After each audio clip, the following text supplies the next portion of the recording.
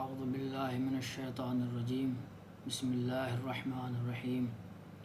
الحمد للہ الذی لا یبلغ مدحتہ القائلون والصلاة والسلام علی شرف الانبیاء والمرسلین وعلی آلہ الطیبین الطاہرین اما بعد فقد قال اللہ تبارک و تعالی فی کتابہ الکریم وقولہ الحق بسم اللہ الرحمن الرحیم هل اتاک حدیث الغاشیہ صدق اللہ العلی العظیم۔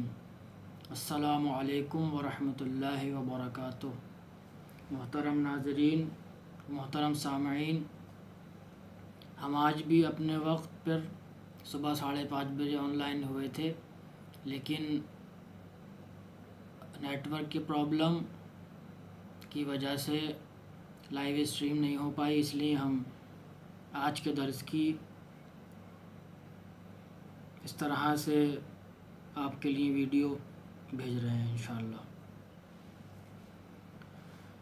آج کا درس ہمارا سورۃ الغاشیہ کے حوالے سے ہے۔ سورۃ غاشیہ قرآن کریم کا اہم ترین سورہ ہے۔ اس سورہ کی تلاوت کا ثواب اور فضیلت یہ ہے کہ حضرت محمد مصطفیٰ صلی اللہ علیہ وآلہ وسلم ارشاد فرماتے ہیں کہ جو شخص بھی اس سورہ کی تلاوت کا شرف حاصل کرے گا تو خداوند عالم قیامت کے روز اس شخص کے حساب و کتاب میں آسانی برتے گا، یعنی اس کا حساب و کتاب جو ہے وہ آسان طریقے سے انجام پائے گا۔ اس سورہ کا محتویٰ مضمون یہ ہے کہ اس سورہ میں خداوند عالم نے انذار اور تبشیر سے کام لیا ہے، بشارت دی ہے مومنین کو ان کی جزا کی، اور مجرمین کو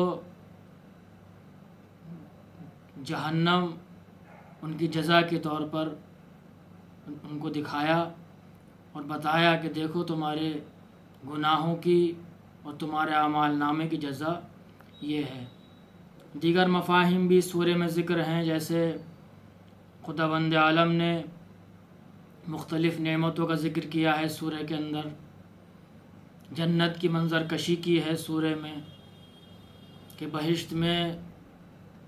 کن کن نعمات سے انسان بہرہ مند ہوگا،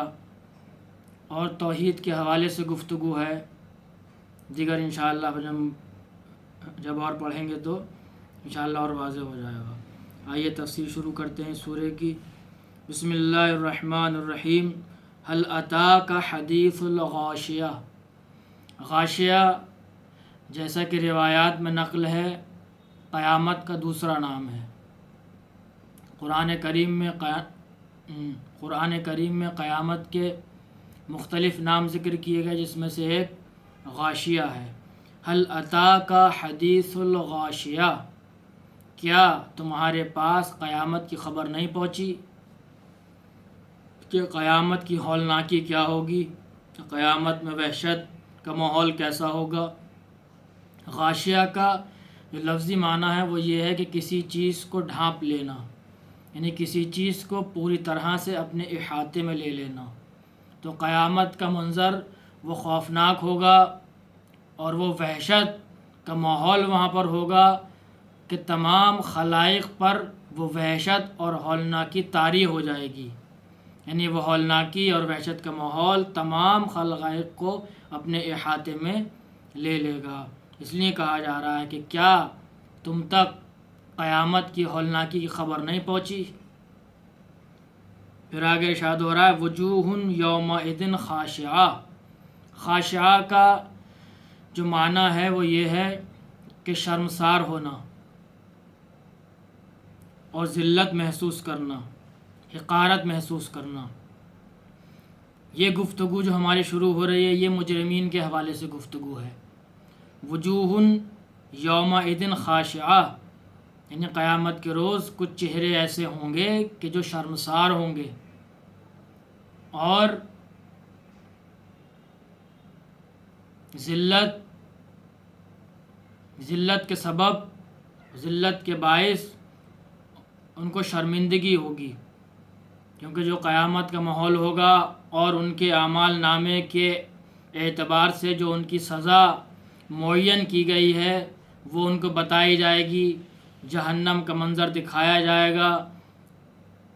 اور دوسری طرف مومنین ہوں گے، مومنین کا اعمال نامہ ان کو دکھایا جائے گا، ابھی گفتگو ان کی آئے گی۔ تو یہ لوگ دیکھ کر کیا ہے اپنا جو ہے شرمندگی محسوس کریں گے، شرمسار ہوں گے،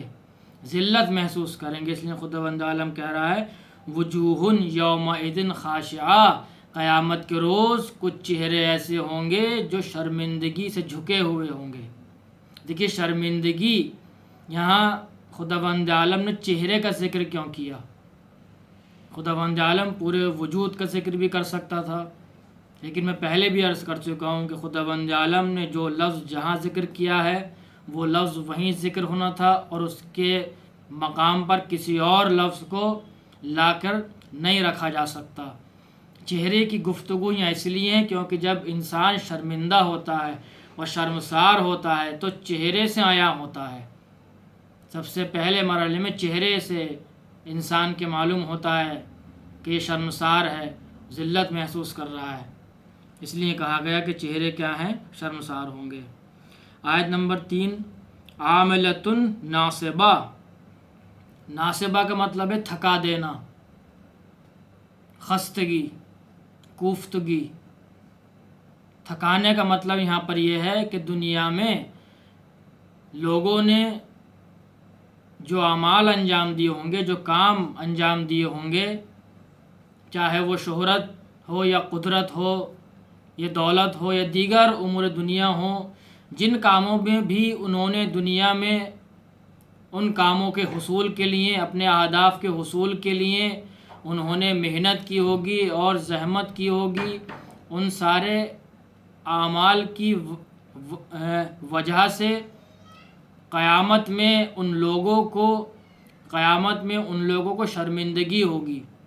کیونکہ یہاں جو خداوند عالم نے لفظ ناصبہ کا ذکر کیا ہے، یعنی ایسا عمل کہ جو تھکا دینے والا ہو، عاملۃ ناصبہ، ایسے کام کہ جو تھکا دینے والے ہوں، یعنی انسان جس مقصد کے تحت ان کاموں کو دنیا میں انجام دے رہا تھا، جن ہدف کے تحت ان کاموں کو دنیا میں انجام دے رہا تھا، وہ اس کو قیامت میں حاصل نہیں ہوں گے، کیونکہ جو بھی عمل اس نے دنیا میں انجام دیا وہ یاد خدا سے غافل ہو کر انجام دیا، آخرت سے غافل ہو کر انجام دیا، حساب و کتاب سے غافل ہو کر انجام دیا، جس کے نتیجے میں وہ ان چیزوں کو حاصل کرتا گیا اور طغیانی اس کے اندر بڑھتی گئی، سرکشی اس کے اندر بڑھتی گئی۔ اس لیے کہا جا رہا ہے کیا کہ اس نے بیکار میں اور بیہودہ محنت کی دنیا میں ان کاموں کے حوالے سے، کیونکہ اس نے آخرت کے حوالے سے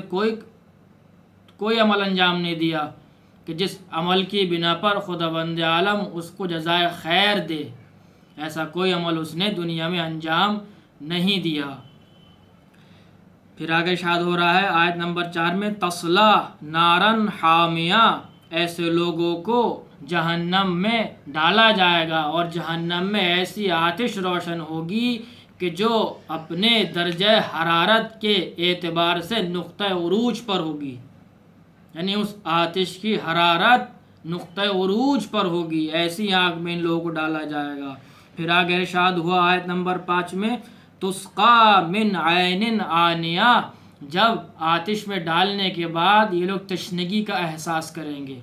تو جب ان کو پیاس کا احساس ہوگا یہ لوگ پانی طلب کریں گے، تو پانی میں ان لوگوں کو خوش مزہ، خوش ذائقہ اور ٹھنڈا پانی نہیں پلایا جائے گا، بلکہ تسقا من عین آنیہ، ان کو گرم ترین پانی پلایا جائے گا، گرم ترین چشمے سے ان کو پانی پلایا جائے گا۔ عین کہتے ہیں چشموں کو۔ آنیتن کے حوالے سے میں ایک بات ذکر کرنا چاہوں گا کہ روایات میں نقل ہوا ہے کہ آنیتن نام کا وہ چشمہ جہنم میں موجود ہے کہ جب سے جہنم کو خلق کیا ہے خداوند عالم نے، جب سے وہ چشمہ جاری ہے۔ دوزخ میں، جہنم میں تمام چیزیں ابھی خاموش ہیں، لیکن سوائے اس چشمے کے حوالے سے، یعنی یہ چشمہ روز ازل سے، جب سے اللہ نے جہنم کو خلق کیا ہے، جب سے یہ چشمہ جہنم کے اندر جاری ہے اور اس کی حرارت بڑھتی جاتی ہے، اس ایسے گرم پانی سے ان لوگوں کو سیراب کیا جائے گا، ایسا گرم پانی ان لوگوں کو پلایا جائے گا۔ پھر جب ان کو پیاس لگے گی تو یہ پانی پلایا جائے گا، پھر کیا ان کو بھوک کا احساس ہوگا، گرسنگی کا ان لوگوں کو احساس ہوگا۔ تو آیت نمبر 6 میں ذکر ہو رہا ہے کہ لیسا لہم طعام الا من ضریع، ان لوگوں کو جب بھوک لگے گی تو کھانے کے لیے ان لوگوں کو ضریع نام کا سبزہ پودا دیا جائے گا۔ اور ضریع نام کا جو پودا ہے، سبزہ ہے، اس کی صفت یہ ہے کہ مردار سے زیادہ بدبودار ہے، آتش جہنم سے زیادہ گرم ہے، آتش جہنم سے آتش سے زیادہ گرم ہے، یہ صفت اس کی جو ہے ہوگی، اس درخت کی صفت یہ ہوگی۔